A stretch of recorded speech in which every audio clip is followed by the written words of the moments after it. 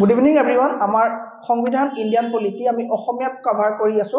আমি 87 আৰ্টিকললৈকে শেষ কৰিলো সকলোবিলাক ভিডিও হয়তো আপোনালোকে চাই আছে ইউটিউবত কিন্তু বাকি বিলাক সাবজেক্টৰ কাৰণে আপোনালোকে আমাৰ এপটো ডাউনলোড কৰি ললে বেছি ভাল হ'ব কাৰণ এপত আমাৰ Indian history Assam history current এফেয়াৰ্ছৰ আটাইবিলাক ক্লাছ লগতে এপিএসসি প্ৰিলিমছৰ কাৰণে আগৰ প্ৰিভিয়াস ইয়েৰৰ যিবিলাক পেপাৰছ আছে সেই পেপাৰবিলাকৰ লগতে খুব সম্ভাৱ্য কোৱেশ্চন কেটামানৰ আমি ডিসকাশন কৰা হৈছে তাতে আমি সেই ক্লাছখিনি যদি আমি ৰেগুলাৰ এটেন্ড কৰিব বিচাৰো তেতিয়া আমি এপ ডাউনলোড কৰি লম কোৰ্সৰ ফিজ বহুত বেছি নহয় ফিজ 400 টকাৰ তলতে থাকিব আমাৰ সেই কাৰণে আমি কোৰ্সখিনি পাবৰ কাৰণে এপটো ডাউনলোড কৰি ললে আমাৰ সুবিধা হ'ব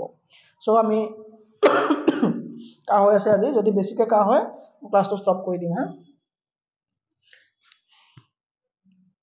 ঠাণ্ডা নালাগে এই জায়গাডখত আহাৰ পাছত ঠাণ্ডা গুছি যায় ঠিক আছে নে এই জায়গা এবাৰ আহিছোৱা ঠাণ্ডা গুছি যাব অটোমেটিক 85 তো তোমাৰ সেশনছৰ মানে পাৰ্লিয়ামেন্টৰ কোৱালিফিকেশনৰ কথা আছিল যিবিলাক আমাৰ হাউসেছ আছিল হাউসৰ কোৱালিফিকেশনৰ কথা আছিল যেনেকৈ লোকসভাৰ 25 বছৰ হ'ব লাগিব আৰু মানে সাংসদ এজনৰ বয়স 25 বছৰ হ'ব লাগিব আৰু ৰাজ্যসভাত তেওঁ যাবলৈ হলে তেওঁ বয়স 30 বছৰ হ'ব লাগিব ঠিক আছে আমি বাজেট আমি সেশন কিটাৰ বিষয়ে পঢ়িলো প্ৰেসিডেন্ট অফ পাৱাৰ খিনি পঢ়িলো আজি 88 আৰ্টিকলৰ পৰা আছে ইণ্ডিয়ান পলিটি পঢ়ি থকা হৈছে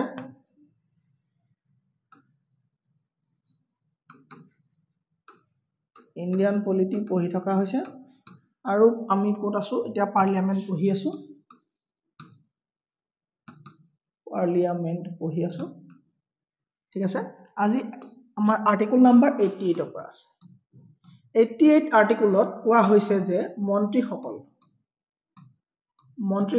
মলত লাহে লাহে কম আগৰ ভিডিও কিটাত বহুত ফাষ্ট কোৱা হৈছে যদি কাবাৰ দিগদাৰ হয় অকমান স্পিড কৰি পেলাই চাব video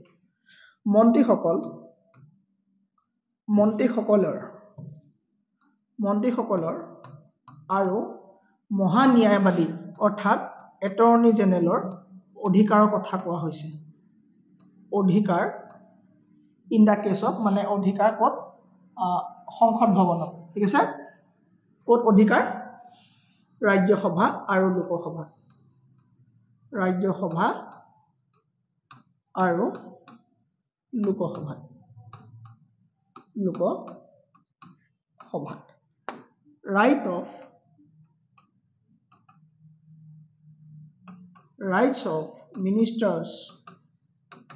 rights of ministers and AG as respect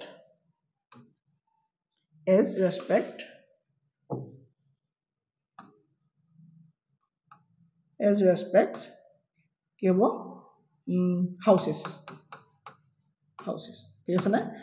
সংসদত মানে লোকসভা আৰু ৰাজ্যসভাত এটৰ্নি জেনেৰেল তথা মন্ত্ৰীসমূহৰ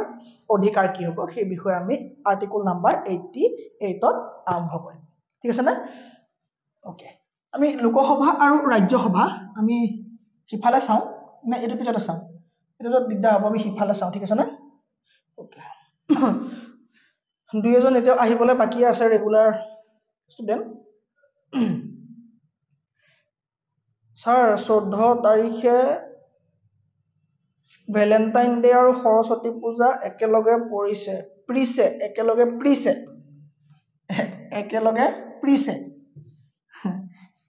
পৰিছে কোনটো কৰো ষ্টুডেন্টৰ ভ্যালেন্টাইন ডে নাথাকে নৰমালি ষ্টুডেন্টৰ কি হয় ভ্যালেন্টাইন ডে নাথাকে এটা কাম কৰিব পাৰা ভ্যালেন্টাইন ডে বুলি ৰাতিপুৱা নামঘৰত পখাতে গুঠি দিবা দিনটো পঢ়াত লাগি যাবা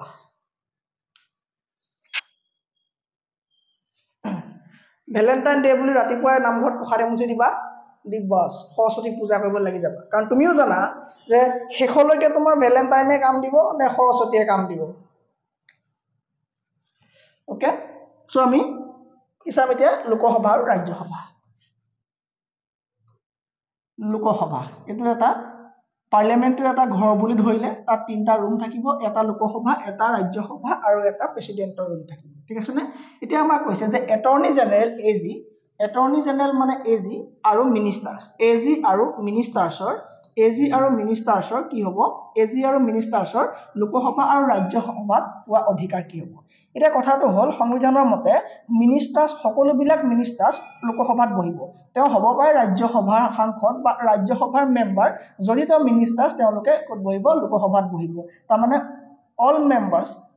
তাৰমানে অল মিনিষ্টাৰ্ছ ক'ত বহিব লোকসভাত বহিব যদিহে কিবা ৰাজ্যসভাত ভোটিঙৰ কথা আহি পৰে তেতিয়া সেই মিনিষ্টাৰ্ছ ক'ত যাব ৰাজ্যসভালৈ গুচি যাব তাৰ মানে মই এইটো ক'ব খুজিছো যে যিকোনো এখন বিধেয়ক বা যিকোনো এখন বিল ভোটিঙৰ কাৰণে লোকসভাত গ'ল লোকসভাত পাছ কৰিলে বিলখন লোকসভাত পাছ হ'ল বিলখন লোকসভাত পাছ হোৱাৰ লগে লগে ৰাজ্যসভালৈ যাব ইয়াত পূৰ্বতে থকা মিনিষ্টাৰজন যিজনে লোকসভাত বহি আছিলে লোকসভাত তেওঁ মিটিঙত বহি আছিলে তেওঁ কি কৰিব ভোটিঙৰ টাইমত তেওঁ নিজৰ সদনলৈ গুচি যাব তেওঁ ৰাজ্যসভাত গৈ তেওঁ ভোটটো দিবগে কিন্তু নৰ্মেলি কি হ'ব প্ৰতিজন মিনিষ্টাৰ লোকসভাতে বহিব হ'ল কথাটো তাৰ আহিলে এজি কোন হয় এজি হ'ল মহান্যায়বাদী দেশৰ সৰ্বোচ্চ যিটো মানে হাইয়েষ্ট ল অফিচাৰ বুলি কোৱা হ'ব কাক এজি কোৱা হ'ব এটৰ্নি জেনেৰেল আৰু ষ্টেটৰ ক্ষেত্ৰত কোৱা হ'ব এডভোকেট জেনেৰেল বুলি কোৱা হ'ব এই এজি জনে কোনো মিনিষ্টাৰ হৈ পেলাই বা তেওঁ কিবা টেকনিক্যাল কথা ক'ব লগা থাকিলে লোকসভাত গৈ ভাষণ দিব পাৰে তেওঁ লোকসভাত গৈ বুজাবগে পাৰে কিবা টপিকৰ ওপৰত কোনোবা মিনিষ্টাৰ্ছৰ হৈ তেওঁ কথা ক'ব পাৰে তেওঁ যুক্তি দিবগে পাৰে তেওঁ যদি দৰকাৰ হয় ৰাজ্যসভাতো গৈ পেলাই কিবা ক্ষেত্ৰত ভাষণ দিবগে পাৰে কোনো কথা ক'বগৈ পাৰে যেতিয়া ইয়াত বিল এখন পাছ কৰাৰ ক্ষেত্ৰত যেতিয়া ভোটিঙৰ কথা আহিব পাৰে লোকসভাৰ পৰা এটৰ্নি জেনেৰেলক আউট কৰি দিব যদি তেওঁ ৰাজ্যসভাত কিবা কথা কৈ থাকে সেই সময়ত যদি কিবা ভোটিঙৰ কথা আহে তেওঁ ভোটিঙৰ পৰা বাহিৰলৈ উলিয়াই দিব কাৰণ কি তেওঁ কোনো মানুহে কোনো জনতাই কোনো পাব্লিকে ভোট দি পেলাই আমাক ৰিপ্ৰেজেণ্ট কৰিবলৈ পঠিওৱা হোৱা নাই সেইকাৰণে এজিয়ে ক'তো ভোট দান কৰিব নোৱাৰিব কিন্তু সকলো মিনিষ্টাৰ্ছে ভোটিং কৰিব পাৰিব কথাটো হ'লে লোকসভা আৰু ৰাজ্যসভাত মিনিষ্টাৰ্ছৰ এয়াৰ ৰাইট হয় কিন্তু এটৰ্নি জেনেৰেলে এই ৰাইট উপভোগ কৰিবলৈ নাপাব তেওঁ টেকনিক্যাল কথা গৈ ক'বগে পাৰিব কিন্তু তেওঁ কি ক'ব নোৱাৰিব তেওঁ ভোটদানত অংশগ্ৰহণ কৰিব নোৱাৰিব সো 88 আৰ্টিকলটোত বেছি ক'ব লগা আমাৰ একোৱে নাই তাৰপৰা আহিলে 89 আৰ্টিকল ঠিক আছে নে 89 আৰ্টিকল আমি চাম 89 আৰ্টিকলত কি কোৱা হৈছে 89 আৰ্টিকলত উল্লেখ আছে president and vice president and vice president of council of states ঠিক আছে না council of states of এতিয়া আমি ৰাজ্যসভা বুলি জানিম council of state of এতিয়া আমি কি বুলি জানিম ৰাজ্যসভা বুলি জানিম ঠিক আছে ৰাজ্যসভা ইয়াক অসমীয়াত ক'বলৈ হলে সভাপতি কি বুলি কওঁ আমি সভাপতি আৰু উপসভাপতি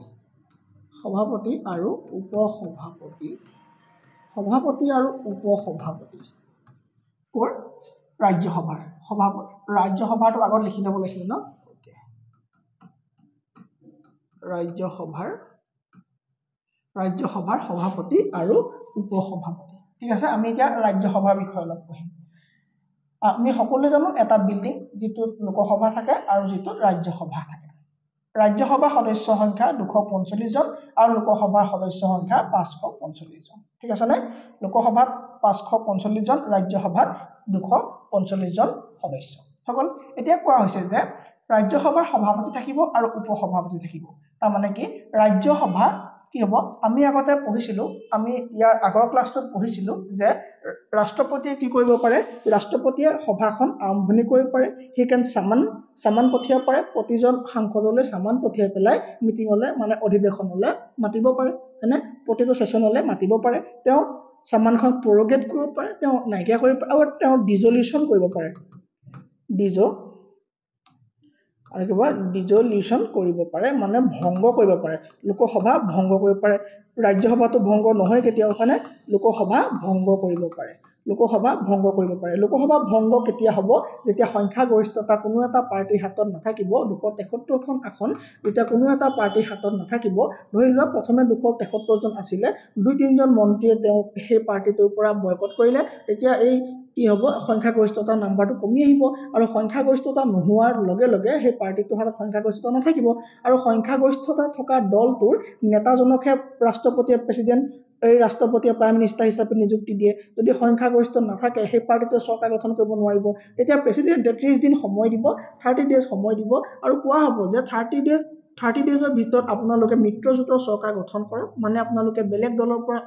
দুই এখন আসন লৈ পেলাই আপোনালোকৰ যিটো সংখ্যাগৰিষ্ঠতা নাম্বাৰ সেই সংখ্যাগৰিষ্ঠতা নাম্বাৰটো কমপ্লিট কৰক তেতিয়া আপোনালোকৰ কি হয় লোকসভা বৰ্তি থাকিব বা চৰকাৰ চলি থাকিব যদি আপোনালোকে তেনে কৰিব নোৱাৰে ৰাষ্ট্ৰপতিয়ে 30 দিনৰ পাছত কি কৰিব লোকসভাখন ভংগ কৰিব আকৌ পুনৰ নিৰ্বাচন হ'ব সেই নিৰ্বাচনত কি হয় এই যে মাজতে যে নিৰ্বাচন কেতিয়াবা হৈ যায় সেই তেতিয়া হয় যেতিয়া মাজতে লোকসভা ভংগ হয় ঠিক আছে নে এইবিলাক কাম কোনে কৰিব পাৰিব ৰাষ্ট্ৰপতিয়ে কৰিব পাৰিব ৰাষ্ট্ৰপতিয়ে কি কৰিব পাৰিব এখন অধিৱেশনৰ ষ্টাৰ্টিং কৰিব পাৰিব তেওঁ সকলো সাংসদক নিমন্ত্ৰণ জনাব পাৰিব হয়নে আৰু তেওঁলোকক পঠিয়াব পাৰিব কিন্তু ৰাজ্যসভাখন কন্ট্ৰল কৰিব নোৱাৰিব ৰাজ্যসভাত কি হ'ব যেতিয়া 245 জন সাংসদ বহি পেলাই 245 জন সাংসদক লৈ পেলাই সুচাৰুৰূপে এখন অধিৱেশন চলাবৰ কাৰণে দায়িত্ব দিয়া হয় ৰাজ্যসভাৰ প্ৰেচিডেণ্ট সো এই প্ৰেচিডেণ্ট ক'ত থাকিব এই প্ৰেচিডেণ্ট থাকিব ৰাজ্যসভাত এই প্ৰেচিডেণ্টক অসমীয়াত কি বুলি কোৱা হ'ব আৰু থাকিব উপসভাপতি মানে প্ৰেচিডেণ্ট মানে সভাপতি মানে প্ৰেচিডেণ্ট মানে কি থাকিব সভাপতি সৰি প্ৰেচিডেণ্ট বুলি নকয় চেয়াৰমেন বুলি ক'ব ঠিক আছে নে প্ৰেচিডেণ্ট এণ্ড ভাইচ প্ৰেচিডেণ্ট নহয় চেয়াৰমেন সৰি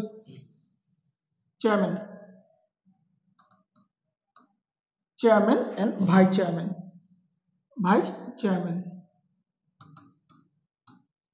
প্ৰেচিডেণ্ট সৰি বাৰ মুখত প্ৰেচিডেণ্ট আহি আছে chairman and vice chairman so ইয়াত কি থাকিব চেয়াৰমেন থাকিব চেয়াৰমেনক কোৱা হ'ব সভাপতি বুলি কোৱা হ'ব ইয়াত কাক কি বুলি কোৱা হ'ব সভাপতি বুলি কোৱা হ'ব আৰু ইয়াত কি থাকিব আৰু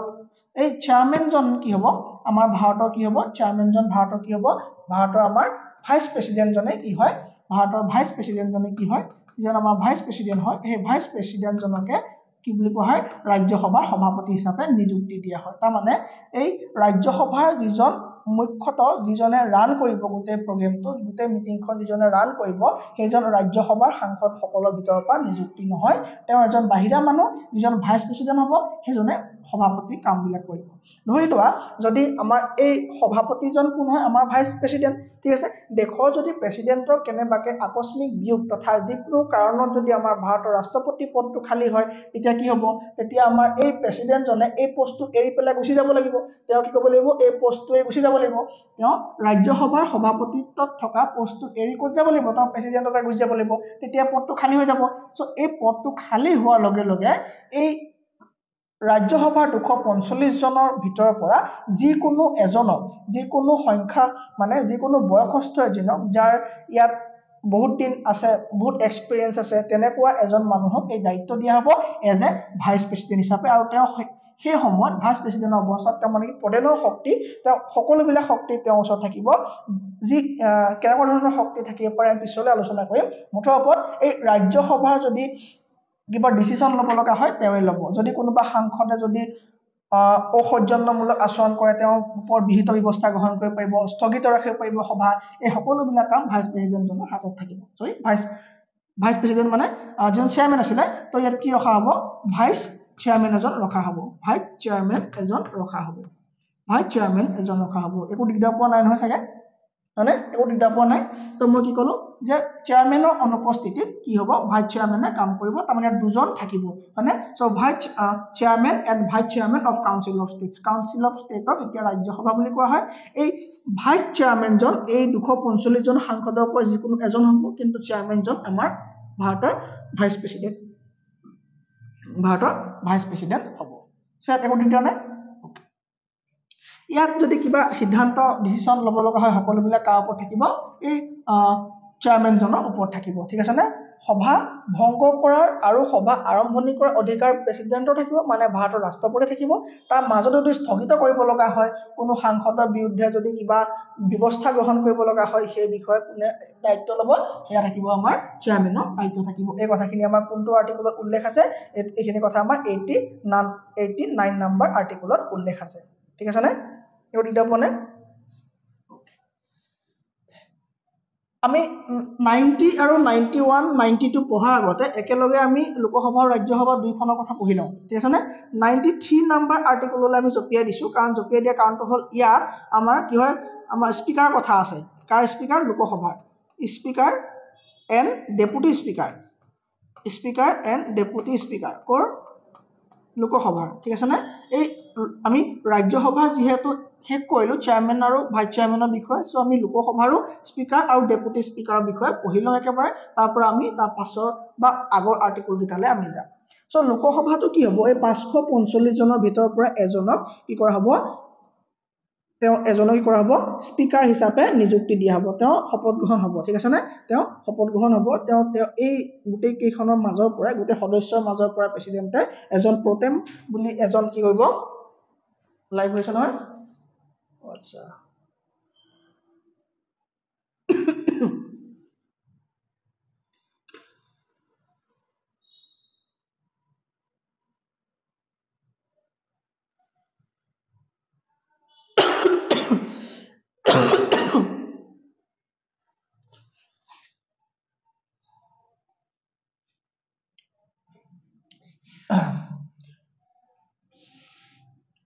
এই 545 জনৰ মাজৰ পৰা এজন স্পীকাৰ হিচাপে নিযুক্তি কৰা হ'ব আৰু এজন ডেপুটি স্পীকাৰ থাকিব এটা কথা হল এই লোকসভাৰ যদি কিবা সিদ্ধান্ত ল'ব লগা হয় এই দায়িত্ব কাৰ ওপৰত থাকিব লোকসভাৰ স্পীকাৰ ওপৰত থাকিব মানে আৰু হিফালে ৰাজ্যসভাৰ কিবা ল'ব লগা হলে চেয়াৰমেনৰ ওপৰত থাকিব এই চেয়াৰমেনক আঁতৰাই দিয়াটো সম্ভৱ হয় নে এই চেয়াৰমেনক আঁতৰাই দিব পাৰি নে চেয়াৰমেনক আঁতৰাই দিয়া মানে চেয়াৰমেন কোন ভাৰতৰ উপৰাষ্ট্ৰপতি আৰু উপৰাষ্ট্ৰপতি আঁতৰা মানে মহাভিযোগ লাগিব ঠিক আছে নে তেতিয়াহে আঁতৰিব সো লোকসভাৰ কোন হ'ব স্পীকাৰ এতিয়া কোন আছে ওম বিৰলা আৰু তাত কোন আছে আমাৰ ভাইচ প্ৰেসিডেন্ট ধনখড় সাহেব আৰু আমাৰ ভাইচ চেয়াৰমেন কোন আছে এছ এন সিংহা এতিয়া কি হয় আমাৰ ভাইচ চেয়াৰমেন অফ ৰাজ্যসভা ঠিক আছে নে এতিয়া কথা হল এই জয়েন্ট সিটিং যেতিয়া হ'ব লোকসভা আৰু ৰাজ্যসভা যে জয়েন্ট সিটিং পাতে সেই জয়েন্ট সিটিংত কোনে প্ৰতিনিধিত্ব কৰিব জয়েন্ট সিটিং মানে সংযুক্ত অধিৱেশনত কোনে সভাপতিত্ব কৰিব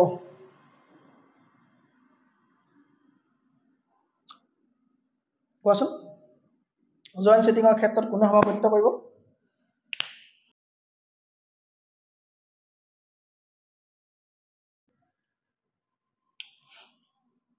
সভাপতিত্বৰ ক্ষেত্ৰত এই কৰিব কোনে প্ৰেসিডেন্টে কৰিব বুলি কৈছা প্ৰেসিডেন্টে নকৰে এয়া ভাৰতৰ ৰাষ্ট্ৰপতিয়ে কৰিব বুলি দিছা নকৰে সো আমাৰ স্পীকাৰ কৰিব লোকসভাৰ স্পীকাৰে কৰিব কোনে কৰিব লোকসভাৰ স্পীকাৰে কৰিব তেওঁৰ হাতত কি আছে তেওঁৰ সাংসদ আছে ন তেওঁৰ বেছি অভিজ্ঞতা আছে এই সকলোৱে কন্ট্ৰোল কৰাৰ অভিজ্ঞতা তেওঁৰ বেছি হাতত আছে এই যে লোকসভাৰ অধ্যক্ষ পদটো কি হয় জানানে লোকসভাৰ অধ্যক্ষজন সেই চৰকাৰখন যিটো চৰকাৰ চলি আছে সেই চৰকাৰটো পাৰ্টিটো লোকসভাত মেজৰিটি পাৰ্টি আৰু তাৰ মাজৰ পৰা থাকিব যদিও এই লোকসভাৰ অধ্যক্ষ পদটো নিউট্ৰেল পদ হিচাপে ধৰা হয় তাৰ মানে বাকি পিছৰ কথা তেওঁ সাপোৰ্ট কৰে নকৰে পাৰ্টি কিন্তু সংবিধানৰ মতে এই পদটো নিউট্ৰেল হ'ব লাগে আৰু তেওঁ চৰকাৰৰ পক্ষপাতিত্বমূলক আচৰণ কৰিব নালাগে আৰু তেওঁকে কি কৰা হয় যেতিয়া সংযুক্ত অধিৱেশন হ'ব এই স্পীকাৰজনকে এই লোকসভাৰ স্পীকাৰজনকে সংযুক্ত অধিৱেশনখনৰ সভাপতিত্ব কৰিবলৈ দিয়া হ'ব আৰু এটা কথা যদি ধৰি লোৱা লোকসভাত কিবা এখন বিল পাছ হৈ গ'ল লোকসভাত বিল এখন পাছ হৈ গ'ল লোকসভাত পাছ হৈ গ'ল ঠিক আছে ৰাজ্যসভালৈ গ'ল বিলখন কিন্তু ৰাজ্যসভাৰ আধা মানুহে কৈছে যে বিলখন পাছ হ'ব লাগে আৰু আধা মানুহে কৈছে যে বিলখন পাছ হ'ব নালাগে এই আধা মানুহে কৈছে বিলখন পাছ হ'ব লাগে আৰু আধা মানুহে কৈছে বিলখন পাছ হ'ব নালাগে এই ক্ষেত্ৰত কি হ'ব যদি 50-50 হৈ যায় যদি প্ৰতিটো ক্ষেত্ৰত 50-50 হৈ যায় তেতিয়া আৰু এটা ভোট লাগে যিটো ভোট দিলে মানে বিলখন পাছ হৈ যাব নহলে বিলখন কেনসেল হৈ যাব সো এই ক্ষেত্ৰত কোনে ভোট দিব পাৰিব এই ক্ষেত্ৰত আমাৰ চেয়াৰমেনে ভোট দিব পাৰিব এনে নৰমালি আমাৰ এজনো লোকসভা অধ্যক্ষই হওক বা চেয়াৰমেনে কেতিয়াও ভোট দান কৰিব নোৱাৰে কেতিয়াও লোকসভাত কোনোবা এখন বিলৰ ক্ষেত্ৰত অধ্যক্ষজনে ভোট দান নকৰে আৰু এইফালে প্ৰেসিডেন্টজনে মানে চেয়াৰমেনজনে ভোট দান নকৰে কিন্তু যেতিয়া দুইখন বিলৰ ক্ষেত্ৰত বা দুইটা পাৰ্টিৰ মাজত ধৰি লোৱা এইফালে এখন বিল আহিলে এইখনতো 50% কৈছে পাছ হ'ব লাগে আৰু এইফালে কৈছে 50% পাছ হ'ব লাগে সেই ক্ষেত্ৰত যদি 50-50 হৈ যায় এই ক্ষেত্ৰত কিবা এটা ডিসিশন যাবই লাগিব না হ'ব বুজাব লাগিব না নহয় বুজাব লাগিব তো কিবা এটা ডিসিশন ল'ব লাগিব সো যিকোনো ডিসিশন এটা লোৱাৰ ক্ষেত্ৰত আৰু এটা ভোটৰ দৰকাৰ সেই এটা ভোট যেতিয়া দৰকাৰ হ'ব তেতিয়া লোকসভাৰ অধ্যক্ষই ভোটদান কৰিব পাৰিব আৰু ৰাজ্যসভাৰ অধ্যক্ষই ভোটদান কৰিব পাৰিব তাৰ মানে সেই ভোটটোক নিৰ্ণায়ক ভোট বুলি কোৱা হ'ব কিয় কোৱা হ'ব নিৰ্ণায়ক ভোট বুলি কাৰণ সেই ভোটটো ওপৰতে ডিপেন্ডেবল হৈছে মানে সেই ভোটটোক নিৰ্ণায়ক ভোট বুলি কোৱা হ'ব নিৰ্ণায়ক ভোট ঠিক আছে নে সেই ভোটটোক নিৰ্ণায়ক ভোট বুলি কোৱা হ'ব এইখিনি কি হয় আমাৰ লোকসভা আৰু ৰাজ্যসভাৰ সংসদৰ ব্যৱস্থা ঠিক আছে নে আমি বুজি পাইছো নে বাৰু হল এতিয়া আমি চাওঁচোন কেইটামান পাৱাৰ চাওঁ কাৰ পাৱাৰ চাওঁ লোকসভাৰ অধ্যক্ষ আৰু ৰাজ্যসভাৰ অধ্যক্ষৰ পাৱাৰ লোকসভাৰ অধ্যক্ষ আৰু ৰাজ্যসভাৰ অধ্যক্ষৰ পাৱাৰ এক নম্বৰতে লোকসভাৰ অধ্যক্ষৰ পাৱাৰ কি হ'ব তেওঁ কি হ'ব লোকসভাৰ কণ্ট্ৰলৰ দায়িত্ব তেওঁৰ ওচৰত থাকিব লোকসভাৰ কণ্ট্ৰলৰ দায়িত্ব তেওঁৰ ওচৰত থাকিব হয়নে লোকসভাৰ কণ্ট্ৰলৰ দায়িত্ব তেওঁৰ ওচৰত থাকিব তাৰ পৰা কি কৰিব পাৰিব তেওঁ এখন মনি বিল হয় নে নহয় বিল এখন অৰ্ডিনাৰী বিল নে মনি বিল এখন মনি বিল হয় নে অৰ্ডিনাৰী বিল হয় বা মানে বিকাশ বা ডেভেলপমেণ্টৰ কামৰ বিল হয় সেই কথাটো লোকসভাৰ অধ্যক্ষই নিৰ্ণয় কৰিব ঠিক আছে নে লোকসভাৰ অধ্যক্ষই নিৰ্ণয় কৰিব কাৰণটো কি ৰাজ্যসভাত ইমান এটা মানিৰ ওপৰত কোনো পাৱাৰ দিয়া নাই বিত্তীয় বিধেয়কৰ ক্ষেত্ৰত ৰাজ্যসভাৰ পাৱাৰ নাই বুলিয়ে ক'ব পাৰি সো এতিয়া আমি লোকসভাৰ কথা পঢ়ি আছো লোকসভাৰ পাৱাৰ লোকসভাৰ কাৰ পাৱাৰ লোকসভাৰ কি অধ্যক্ষৰ পাৱাৰ ঠিক আছে নে সো তেওঁ কৰিব লোকসভাৰ কণ্ট্ৰলৰ দায়িত্ব তেওঁৰ ওপৰত থাকিব মানি বিল এখন হয় নে নহয় তেওঁ ডিসাইড কৰিব ঠিক আছে নে 3 নম্বৰতে আহিলে 3 নম্বৰত কি আছে তেওঁ সাংসদ হয়নে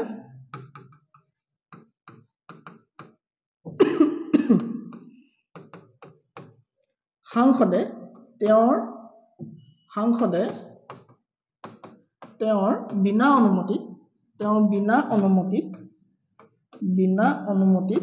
বিদেশ ভ্ৰমণ কৰিব নোৱাৰিব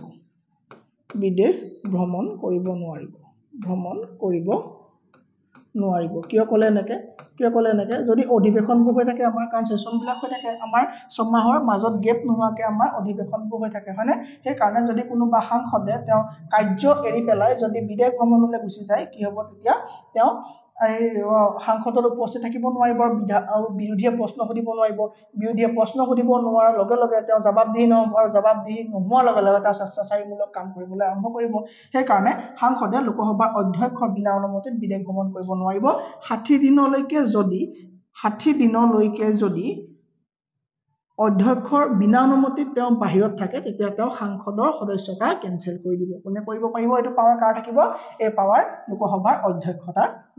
অধ্যক্ষৰ থাকিব তাৰ লগতে মই আৰু এটা কথা কৈ থওঁ লোকসভা আৰু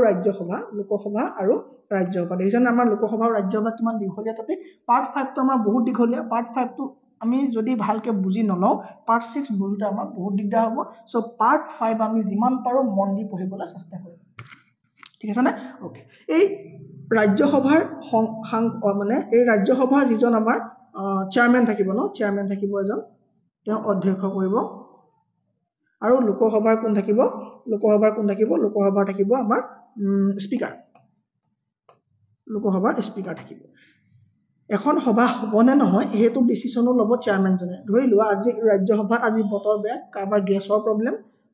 বা সাংসদ আহিব পৰা নাই যদি 10%তকৈ কম সাংসদ যদি অধিৱেশনত উপস্থিত থাকে তেতিয়া কি হ'ব সভাখন নহ'ব 10%তকৈ যদি কম থাকে সভাখন নহ'ব তেতিয়া চেয়াৰম্যানে ঘোষণা কৰিব যে আজি ইমান কম হোৱাৰ কাৰণে আমাৰ যিটো কোৰাম বুলি কোৱা হয় যিটো এটা নিৰ্দিষ্ট সংখ্যা আমাৰ কোৰাম ফুলফিল নোহোৱাৰ কাৰণে আজি সভাখন কেনসেল কৰা হৈছে বুলি তেওঁলোকে ক'ব পাৰিব সো এই 10% টো কি হ'ব কোৰাম হ'ব ঠিক আছে নে এই 10%তকৈ যদি তলত যদি সাংসদ যায় তেতিয়া কি হ'ব সভাখন নহ'ব ঠিক আছে নহয় ওকে সো 60 দিন কি হ'ব বিদেশ ভ্ৰমণ কৰিব নোৱাৰিব কাৰ পাৰমিশন নোহোৱাকে 60 দিন কাৰ পাৰমিশন নোহোৱাকে নোৱাৰিব আমাৰ অধ্যক্ষৰ পাৰমিশন নোহোৱাকে নোৱাৰিব যদি মিনিষ্টাৰ যাব লগা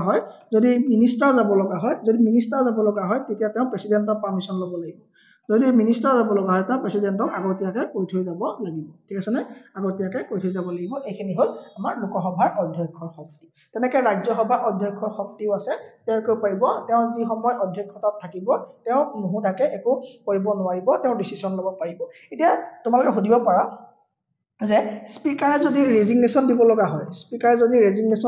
হয় কাক দিব স্পিকাৰ ৰেজিগনেশ্যন দিবলৈ হলে ডেপুটি স্পিকাৰক দিব আৰু ডেপুটি স্পিকাৰ ৰেজিগনেশ্যন দিবলৈ হলে স্পিকাৰক দিব লাগিব ঠিক আছে নে ডেপুটি স্পিকাৰ আৰু স্পিকাৰ আমাৰ এটো কোড আছিল 89 ত কি আছিল চেয়াৰমেন আৰু ভাইচ চেয়াৰমেনৰ কথা পঢ়িলোঁ আমি তুলনাত্মূলক এটা অধ্যয়ন কৰিলোঁ 93 লগত আমি 93টো একেলগে কৰাৰ কাৰণে আমাৰ সুবিধা হ'ল তেতিয়া আমি দুইটা সদনৰ বিষয়ে ধুনীয়াকৈ পঢ়িবলৈ সক্ষম হ'লোঁ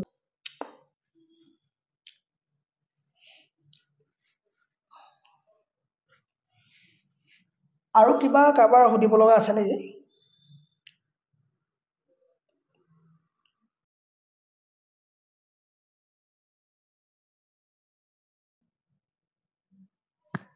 সেইটো মই কৈছিলোঁ অকণমান আগত যে আমাৰ কি হয় ৰাজ্যসভাৰ মই অকণমান আগত মেনশ্যন কৰিলোঁ যে ৰাজ্যসভাৰ চেয়াৰমেন কোন হয় ভাইচ প্ৰেচিডেণ্ট হয়নে ভাইচ প্ৰেচিডেণ্ট এওঁক আঁতৰাই দিয়া মানে কি আমাৰ ভাইচ প্ৰেচিডেণ্টক আঁতৰাই দিয়া ভাইচ প্ৰেচিডেণ্টক আঁতৰাই দিয়া মানে ইম্পিচমেণ্ট অনা আৰু মই আৰু এটা কথা কৈছোঁ লোকসভাৰ স্পীকাৰ হয়নে লোকসভাৰ স্পীকাৰক আঁতৰাবৰ কাৰণে কি কৰিব লাগিব আগৰ দৰে কি কৰিব লাগিব প্ৰস্তাৱক লাগিব 50 জন প্ৰস্তাৱক লাগিব 50 জন প্ৰস্তাৱক দৰকাৰ হ'ব 50 জন প্ৰস্তাৱকৰ দৰকাৰ হ'ব ঠিক আছে নে 50 জন প্ৰস্তাৱক লাগিব আৰু সংসদৰ 2/3 সদস্যই সেই প্ৰস্তাৱত অনুমোদন জনাব লাগিব আৰু 14 দিনৰ আগতে 14 ডেজৰ আগতে কি কৰিব লাগিব এই স্পীকাৰক ইয়াৰ বিষয়ে অৱগত কৰাব লাগিব আৰু এই 14 দিনৰ যিদিনাই ইনফৰমেশ্যন দিব সেইদিনাৰ পৰা কি থাকিব তেওঁ পদেনৰ পাৱাৰ নাথাকিব কাৰণ নাথাকিব স্পীকাৰজনৰ নাথাকিব এই পদেনৰ পাৱাৰ মানে হ'ল সৰ্ব পাৱাৰ থকা বুলি কয় যে তেওঁ যিকোনো মানে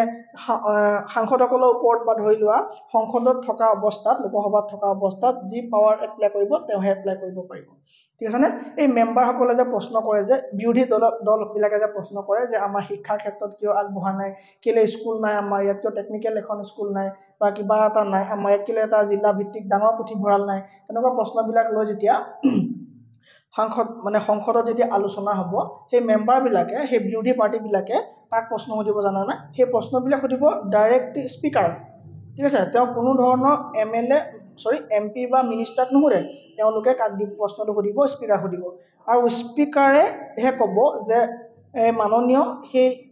বিভাগীয় কৰ্তৃপক্ষক ক'ব মানে সেই বিভাগীয় মিনিষ্টাৰগৰাকীক ক'ব যে আপুনি উঠক আৰু উঠি পেলাই এইজনক কওক কাক ক'ব লাগিব যে আপুনি আপোনাৰ প্ৰশ্ন যি কৰিছে আমাৰ বিৰোধী পাৰ্টিৰ পৰা যিটো প্ৰশ্ন আহিছে সেই প্ৰশ্নটোৰ উত্তৰ দিয়ক আৰু সেই মিনিষ্টাৰজনে যে উত্তৰ দিব সেই উত্তৰটো ডাইৰেক্টলি বিৰোধী পাৰ্টিজনক নিদিয়ে যি প্ৰশ্ন উঠে তেওঁক নিদিয়ে তেওঁ আৰম্ভ কৰিব আমাৰ স্পীকাৰজনৰ পৰা তেওঁ ক'ব যে ধন্যবাদ স্পীকাৰ মহাশয় বা যি নামেৰে মাতে সম্বোধন কৰিব কৰি পেলাই ক'ব আপুনি মোক কথা ক'বলৈ অসুবিধা দিয়াৰ কাৰণে ধন্যবাদ জ্ঞাপন কৰি তেওঁ সেই স্পীকাৰজনকহে কথাখিনি বুজাব আৰু তেতিয়া স্পীকাৰে ক'ব যে হৈ গ'ল আপুনি এতিয়া বহক বাকী বিৰোধী পাৰ্টি আপুনি শুনিলে নে আপোনাৰ প্ৰশ্নৰ উত্তৰ পালেনে আপুনি বহক কথা ক'বলৈ দিয়া সুবিধা আৰু বহিবলৈ কোৱা অধিকাৰ কাৰ থাকিব এই স্পীকাৰজনৰে সংসদত থাকিব